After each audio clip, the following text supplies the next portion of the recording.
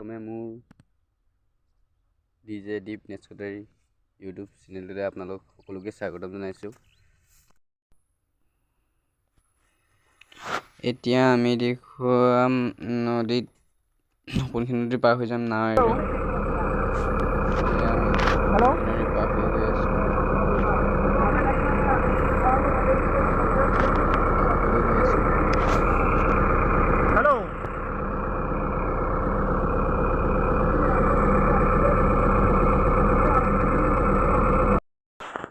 আমি কেঁকুৰি পালোহি পাই আমি এয়া শৰীৰত তুলি আমি ভাত খোৱা দৃশ্য এয়া আমি সকলোকে দেখুৱাম। এয়া ভাত খাই আছে বাই